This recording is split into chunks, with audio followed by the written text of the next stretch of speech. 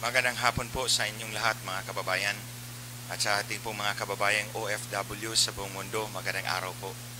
Sa aking po mga kapatid na guardians, good morning po sa inyong lahat. Nag-live broadcast po tayo ngayon upang magbigay po sa inyo ng updates sa mga mahalagang issues na lumabas po sa mga nagdaang linggo. Unang-una, ako po ay nagpapasalamat, taus-pusong nagpapasalamat sa ating mga kababayang OFW sa Tokyo at Nagoya nung nakaraang linggo na bumisita po ako sa Japan. Maraming salamat po sa mga organizers. Maayos po ang pagka-organize ng mga events sa Nagoya at Tokyo, sa mga sponsors po ng trip na ito, sa mga hosts po, at sa mga nagbigay po ng tulong para sa ating ipinaglalaban ngayon at sa lahat ng ating mga kababayan sa Japan. In the spirit of fairness, natanggap po namin na tulong mula sa mga kababayan po natin sa Japan ay umabot po ng 435,000 yen o halos kalahating milyong yen. Katumbas po ito ng halos 200,000 piso. Ito po ang kanilang mga envelopes kung saan nilagay po nila ang kanilang mga tulong. Nandito po ang kanilang mga pangalan. Isa-isa po naming ilista to upang pasalamatan po kayo ng isa-isa pagdating po sa tamang panahon. I-account din po namin ito sa Commission on Elections at sa Bureau of Internal Revenue kasi ito po ang panuntunan. Ako po ay nagpapasalamat sa inyong lahat sa tulong po ninyo. Tinatanaw ko po ang inyong tulong na utang na loob. Hayaan nyo, masusuklian at makakabawi din po ako sa bayan at sa inyong lahat, buong sambayan ng Pilipino. Ang binigay po ninyong tulong ay ilalaan po namin sa paggawa ng mga DVDs. Ito po yung documentary film natin na 1 oras at 15 minuto. Kung makikita nyo, may biik po dito sa harap. Ito po yung alkansya na binigay po sa akin doon sa Japan. Ang laman po nito ay katumbas po ng 1,500 DVDs. Kinuha ko na po ang laman pero dinala ko po ang biik dahil souvenir ko na po ito. Mahalaga po sa akin ito dahil ito po ay pang-5 alkansya na po na binigay po sa akin. Ang una ay sa London, pangalawa naman ay sa Paco, Manila, yung pangatlo ay sa Hong Kong, and then may pang-apat po somewhere in Northern Luzon, hindi ko pa nabasa yung location, at ito naman po sa Japan, ang biik na ito. Katumbas po ng 1,500 DVDs, malawak po ang mararating ng laman ng biik na ito. Maraming salamat po. At ako po i-mention ko rin po yung isa pong sulat na natanggap ko mula sa Japan na yung binigay po niyang pera, tulong para sa kampanya natin ay para repair po sana ng kanyang cellphone na nasira na. Actually, basag na po ang screen ng kanyang phone. Nakita ko po yun at binasa ko po yung sulat niya. Di bali na raw na hindi maayos ang kanyang cellphone basta may maitulong siya para sa kampanya natin, para sa kinabukasan ng ating mga kabataan. Sir, maraming salamat po. Alam niyo po kung sino po kayo. Itong pagpapagawa po ng DVDs ay mahalaga po dahil epektibo po itong nakikita ng ating taong bayan. Nalalaman po nila ang totoong nangyari, ang pagdukot, pagtorture, pagpatay at pag-set up po sa aking kinakapatid, sa aking tapat na personal aid at security guard na si Richard Santillan. Nandun din po ang hearing sa Commission on Elections at Smartmatic sa harap ng Senado kung saan binulgar ko po na mayroong 459 presinto na nagtatransmit na po ng resulta isang araw bagong halalan noong 2016. Kitang-kita po ninyo na walang naisagot ang Commission on Elections at ang Smartmatic dahil huling-huli sila sa akto.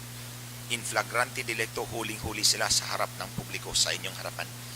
At nandun din po sa documentary video natin ang buhay ko mula nung ako'y nagsimula noong 2007 sa politika, paninilbihan sa taong bayan hanggang ngayon na puno ng luha, hinagpis at kahirapan. Kaya po minabuti natin na i-produce ang DVDs na ito. Nagsimula po tayo sa 30,000 copies. May nag-donate po ng pera para sa pagpagawa nito. And then nasundan po ng 10,000 at ngayon may nagbigay din po ng another 60,000 DVDs na pinagawa po At ito pong sa Japan na binigay po 20,000 DVDs. So all in all, meron po tayong 120,000 DVDs na ipapakalat sa buong bansa na inaasahan nating umabot sa lahat ng barangay ng ating bansa.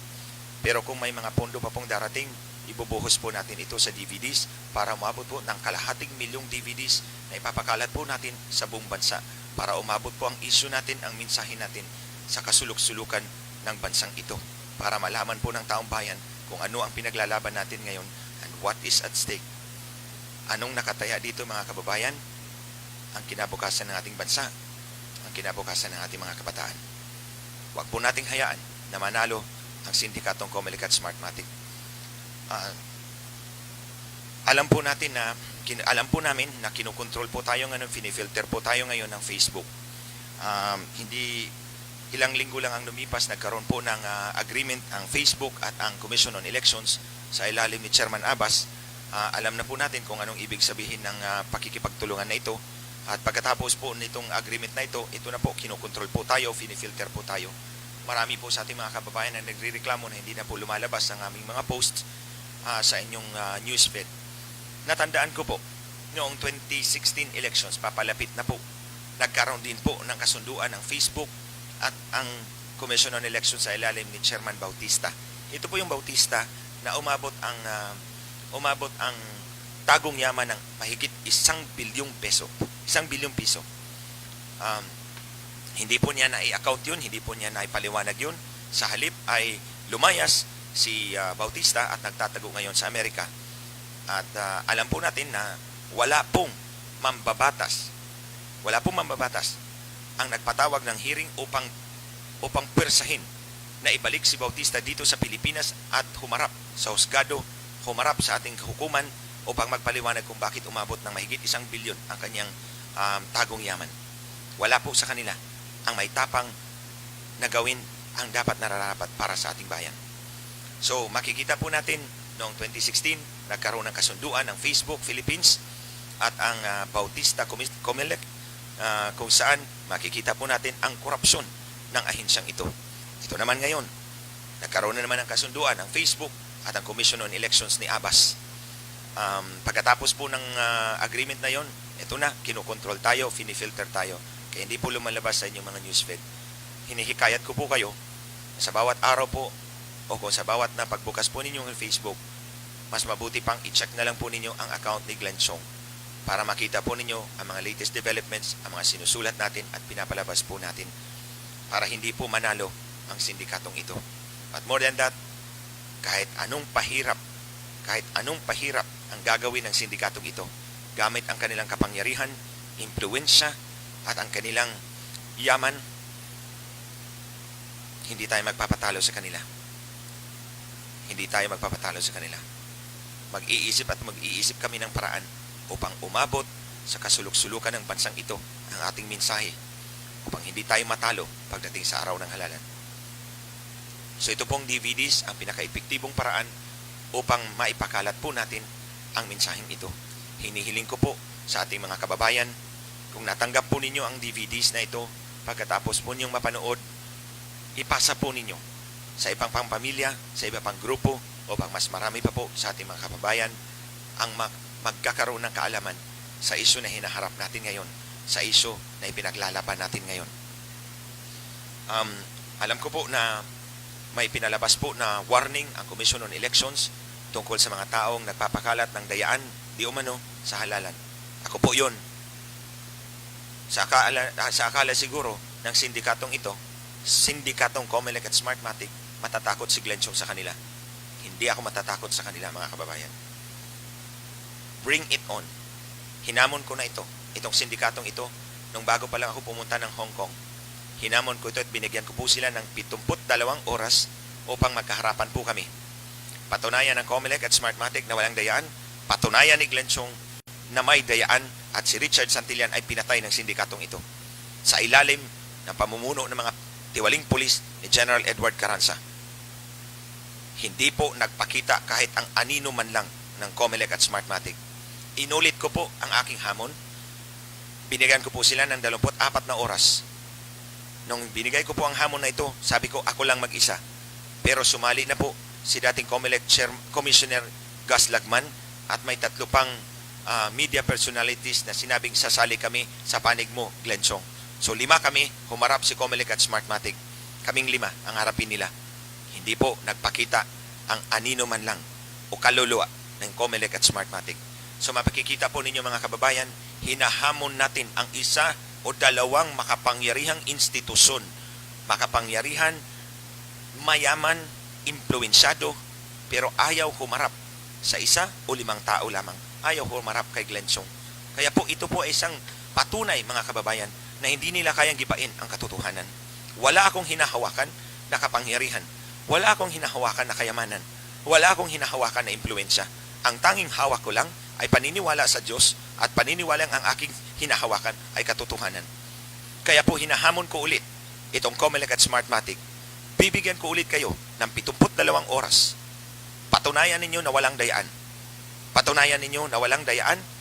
Papatunayan ko na nagkaroon ng dayaan at that si Richard Santillan ay dinukot, tinorture, pinatay dahil gusto ninyo akong takutin o gusto niyo akong persahin na i-withdraw ang aking certificate of candidacy pagka-senador. 72 hours mula ngayon. Antayin ko ang sagot ninyo. O ang anino man lang, kahit anino man lang. Tingnan natin. Sa mga kababayan, hinarap ko na yan sa inyo. Antayin natin ang COMELEC at Smartmatic. Sa Lunes po ay magkakaroon po ng meeting ang Technical Working Group doon sa Senado. Inimbitahan po ako. Dapat itong Lunes na nagdaan nangyari ito. Pero pinuspone po at nilipat po sa April 8. So, nandoon po ako sa Hong Kong at Macau. Macau po sa April 6 at April 7 sa Hong Kong. Meeting di Abansi po doon sa Hong Kong. At pagbalik ko po rito, diretso po ako sa Senado upang mag-attend po ng Technical Working Group. Nandoon po ang report. Ipapalabas po ang report tungkol sa COMELEC at Smartmatic. So, ngayon naman po, dito naman po tayo sa update po ng kaso ni Richard Santillan. Kagagaling ko lang po sa sementeryo, linggo-linggo.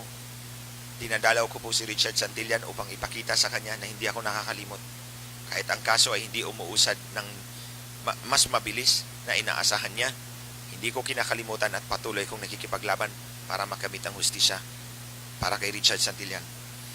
So ang National Bureau of Investigation po ay patapos na po ng kanilang investigasyon, independent investigation dito sa pagtorture, pagdukot, pagtorture, pagpatay at paglatag po ng bangkay ni Richard Santillan doon sa floodway sa Cainta Rizal. 2 beses na po nag-issue ang National Bureau of Investigation ng subpoena sa mga kapulisan sa ilalim ni General Edward Carranza. Ito si Colonel Serafin Pitalio, si Colonel Jonathan Calixto. Isama ko na lang dyan si Colonel Paul Carpio. Ito yung sinungaling na medico-legal. Sinabi ko talaga sinungaling kasi ang dami niyang kasinungalingan. Nakita ko na po ang transcript of stenographic notes. Magantay ka lang, Carpio. Kakasuhan kita ng separate na kaso dahil may kaso ka na. Nag-file na ako ng kaso dito for obstruction of justice. Itong mga pinangalanan ko. Pero idagdag ko kay Carranza at itong si Carpio. Nagsisinungaling ito. Pa-filean ko ito ng separate na kaso for perjury. 2 beses na po ang Philippine National Police, ang National Bureau of Investigation nag-issue ng subpoena sa mga pulis na ito upang isumiti ang kanilang sinumpaang salaysay tungkol sa pangyayari upang gawing basihan ng reenactment o reconstruction ng mga pangyayari noong sinabi nilang flinagdown nila si Richard Santillan, umikot, napunta sa NCRPO jurisdiction, tapos pinabalik ulit nila doon sa teritoryo, sa kaharian ni General Carranza dahil doon nagkaroon ng bayaran. So ayaw po ng mga pulis na magbigay ng kanilang sinumpaang salaysay. Umayaw po sila dahil ayaw nilang magkaroon ng reenactment, ayaw nilang magkaroon ng reconstruction dahil alam nila mapapako sila, makukulong sila at haharap sila sa hustisya ng ating bansa. Kaya umayaw po sila sa 2 subpoena na inisyu ng National Bureau of Investigation. Idagdag ko rin po ito kaninang umaga. Natanggap ko po ang text ng isa kong informant. Pinaghahanap ng Philippine National Police ang aking mga testigo. Bakit? Hinaharas na naman ni Carranza ang aking mga testigo dahil ang mga testigong ito ay doon nakatira kung saan nila nilatag ang bangkay ni Richard Santillan. Mga testigong mahalaga. Kaya tinatakot ng mga pulis ni Carranza ang aking mga testigo dahil alam niyang patapos na ang investigasyon ng National Bureau of Investigation. At haharap itong general na ito ng patong-patong na kaso. Hindi kita titigilan, Carranza, dahil dapat hindi ka tularan ng mga police officers ng Philippine National Police. Isa kang hindi ka talaga dapat tularan. Dapat tinanggal ka na ni General Albayalde. Nagsulat po ako kay General Albayalde, natanggalin ito si Carranza, ni-refer na po sa Board of Generals para sa kaukulang aksyon. Pero ewan ko kung kailan aaksyonan. Panghuli, nabasa ko na po ang transcript of stenographic notes noon sa hearing po namin sa Senado dito sa pagdukot, pagtorture at pagpatay at paglatag ng bangkay ni Richard Santillan. Nabasa ko po doon, hindi ko ito narinig masyado, nabasa ko po ito doon na sinabi ni Dr. Erwin Erfe na binaril si Richard Santillan malapitan sa kaliwang tuhod. Sa kaliwang tuhod, binaril ng malapitan. Hindi umabot sa 2 talampakan. Less than 2 feet ang baril. At ang ginamit ay high-powered firearm. At ang baril na yon ay na-trace kay Police Officer Eufrasio. Ito yung police officer na pinost ko sa Facebook na nagmamayabang pa sa kanyang ginawa. Ito yon, si Police Officer Eufrasio. Nandoon yan sa stenographic notes na siya ang bumaril sa left knee, sa kaliwang tuhod ni Richard Santillan malapitan. Hindi po ito consistent sa isang shootout. This is consistent with execution and torture. Kaya ikaw, Eufrasio, ikaw ang maunang makulong talaga. Ikukulong talaga kita. Ikaw ang killer na ikaw. Ma-establish natin yan sa ebidensya na ang baril mo ang tumama sa left knee ni Richard Santillan. Malapitan dahil may tattooing sa kanyang sa kanyang left knee. Kaya ikaw, Eufrasio, haharap ka talaga sa korte at makukulong ka talaga. Yabang-yabang mo pa, ha? At panghuli, mga kababayan, ito po yung issue na unang pinalabas ni Sir Erwin Tulfo sa kanyang programa na nagrereklamo po ang ating mga kababayan doon sa Singapore at narinig ko rin po ito sa Japan, yung voting by mailing. So, imi-mail na lang po ng embahada or ng COMELEC acting through the embassy or consulates. Imi-mail na lang po nila ang balota at imi-mail na lang din po, i-koreo na lang po ng ating mga kababayan ang kanilang balota pabalik ng embahada. At ang sabi po ng rules ng COMELEC is sa bawat Huwebes, bubuksan ang mga mailed-in ballots at ipapabasa sa makina. May delikado po ito, mga kababayan. Sa tingin ko lang po, bilang tagabantay ng integridad ng ating halalan, may posibilidad po rito na kung hindi mabantayan ng husto, ang mga balota ay madagdagan ang boto o mababawasan ang boto. Kung sakali kulang ang boto, pwede pong dagdagan nila. Kung sakali naman ayaw nila sa boto na yan, pwede pong dagdagan nila ng isa para man-neutralize po, tulad po ng party list. Kung sa party list, halimbawa, binoto nyo A.A. Casuso, ayaw nila ng A.A. Casuso, boboto sila ng ibang party list, nullified po ang boto doon. Dahil sa party list, isa lang, at kung magdagdag sila ng isa pa, 2 na po ang boto, nullified po ang boto for party list. So ito po ang mga maniobra na pwedeng mangyari sa ganitong sistema. Ang sabi po ng ating mga OFWs, dapat hayaan ang ating mga OFWs na pumunta sa konsulado o embahada upang bumoto ng personal. Pero kami po, meron po kaming proposal dito sa Commission on Elections. Proposal lang naman to, hindi na naman to pakinggan ng COMELEC. Basta hindi sila makapandaya, si COMELEC at si Smartmatic hindi makapandaya, ayaw talaga nila na ipatupad. But for your information, mga kababayan, ipapalabas po namin dito yung proposal po natin for mailed-in ballots. Ang mailed-in ballots, kung sakali ito yung balota naka mailed-in ballots po siya, dapat hindi po buksan ang envelope.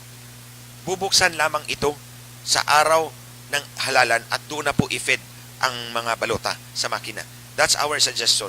Pag dumating po ang balota mula sa OFWs at umabot na po sa embahada or sa konsulado, dapat hindi ito bubuksan. Huwag buksan yan. Hantayin na dumating ang araw ng halalan, doon palang bubuksan sa harap ng mga watchers na itatalaga ng mga partido. Pagkatapos doon na i-feed po sa araw ng halalan. Dahil anyway, mabilis na po ang feeding niyan dahil wala na pong magpipila. Mabilis lang po yan. Normally, ang isang balota, pag finid together, successively, 6 seconds lang po yan. Isang balota, 6 seconds. Next balot, 6 seconds. Mabilis po yan.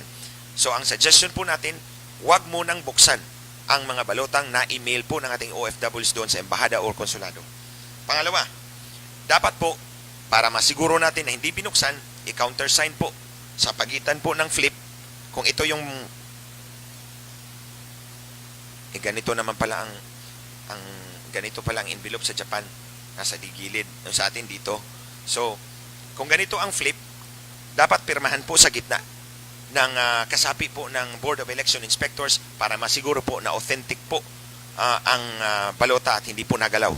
Pagkatapos po, pag natanggap na po nila ito, hindi bubuksan, pipirmahan sa gitna ng flip cover at ipasok po ito sa ballot box.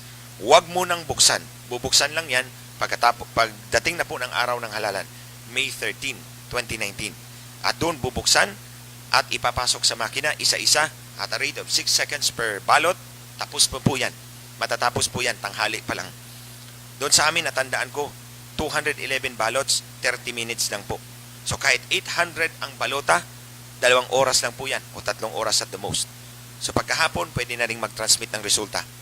Kaya, huwag po nating hayaan na bubuksan ang ating balota ng mga opisyal ng embahada o konsulado na wala pong watcher. So hindi po natin hahayaan yan. Huwag po tayong pumayag dyan, mga kababayan. Kasi dyan makakapasok ang mano-manong dayaan. May automated na dayaan, may mano-mano pang maniobra. So pantayan po natin yung mano-mano dahil sa mano-mano, mano-mano din ang daya, mano-mano din ang sistema, mababantayan po ng ating mga mata. Pero dito po sa automated, meron po tayong mga gagawin. Natapos ko na pong ipanalabas sa inyo ang 6 na palatandaan na ang 2019 elections ay dadayain na naman ng sindikatong COMELEC at Smartmatic. Na ipalabas ko na po dito sa inyo ang panawagan na yung maglista po tayo ng ating mga kandidato at ikumpara po natin sa resibo upang makita po natin kung may pagkakaiba at i-report po natin sa BEI, Board of Election Inspectors, at iparecord po natin sa minutes of voting. Ang mga watchers naman, bilangin ninyo ang lahat ng discrepancy sa bawat presinto at i-report po ninyo sa ating hotline na i-activate po namin sa araw ng halalan. Ito po ang personal ko pong operation center, personal po nating operation center, pero meron din po tayong pangalawang operation center sa Quezon City na pinahintulutan po akong gamitin. May call center po tayo doon at may facilities po tayong tulad nito. We will be live the whole day on election day. I-report po namin sa inyo ang lahat ng pangyayari sa buong bansa na makala po namin. Kaya lahat po ng watchers, regardless of party affiliation, pwede po kayong mag-report at ilalabas po natin yan sa social media kung hindi man ilabas ng mainstream media. So bantayan po natin. Sa next live po natin, ito na po ang pangontra natin sa daya kung magdagdag po ng boto ang mga makina. Nakikita ko na po na isang paraan na mandadaya itong mga makina ng COMELEC at Smartmatic, magdadagdag po ito ng boto ngayong darating na halalan. May pangontra po dyan, mga kababayan. May pangontra po tayo dyan. So gagawin po natin ito, lalo-lalo na po ang mga watchers sa susunod na live, probably sa Friday. So on Friday, magla-live po ako. Ito na po ang topic natin. Paano natin bantayan na ang makina ay hindi makakadagdag ng boto? Kasi kapag ang makina ay magdadagdag ng boto, wala tayong magagawa. Nangyayari yan sa loob ng makina. Ang gagawin natin, babantayan natin ang nangyayari sa labas ng makina upang makita natin kung nagdagdag ng boto ang makina. May paraan po yan. At may paraan din po kung sakaling magbabawas ng boto ang mga makina. Pantayan din po natin, may paraan din po. Madugo lang, matrabaho, pero kung gagawin talaga natin, mahuhuli natin kung babawasan ang boto ng mga kandidato. Muli, ang mga watchers, you are very crucial sa mga pangontrang ito. Bantayan po natin para hindi po tayo mababawasan, hindi naman madadagdagan ang mga piling kandidato na gusto nilang ipanalo. So dito po, ito po ang strategy natin. Ikukural po natin, ikural, meaning to box in. Bisaya kasi itong kural eh. Yung kural bakod. Ibabakod natin ang COMELEC at Smartmatic upang hindi po makakapandaya sa ating kinabukasan, sa ating bayan at sambayanan. May paraan kung tayo'y magkakaisa. Magkaisa po tayo mga kababayan. Bilang panghuli, nakalimutan ko pala. Nakuha ko na po sa Public Attorney's Office ang 3 DVDs na naglalaman po ng 1,700 pictures ng autopsy ni Richard Santillan. Dito po makikita ang mga torture marks na nandoon sa bangkay ni Richard Santillan. Ito pong 3. 3 po dahil 1,700 po ang mga pictures na kinuha ng Public Attorney's Office sa bangkay ni Richard Santillan. Nandito po yung 3 ngipin ni Richard Santillan na grinder po dito sa baba. Tinignan ko po ito at ipapalabas ko talaga ito sa social media upang makita ninyo kung gaano karumal-dumal ang krimen na ito. Gaanong pahirap ang ginawa nila kay Richard Santillan upang persahin na aminin ang kanilang gustong ipaamin sa kanya. O takutin ako. Pero nagkakamali po sila mga kababayan. Hindi ganyan kadali matakot si Glenn Chong. Wala na po akong kinatatakutan. Naubos na po ang takot ko. So ito turn over ko ito bukas sa National Bureau of Investigation upang maisama po doon sa kanilang investigasyon. Kasi ang gusto ko talaga, separate case of murder and a separate case of torture. Papatong-patong talaga ang kaso ng mga pulis na ito. And I mean it when I say it. Magandang araw po sa inyong lahat mga kababayan. Maraming salamat po.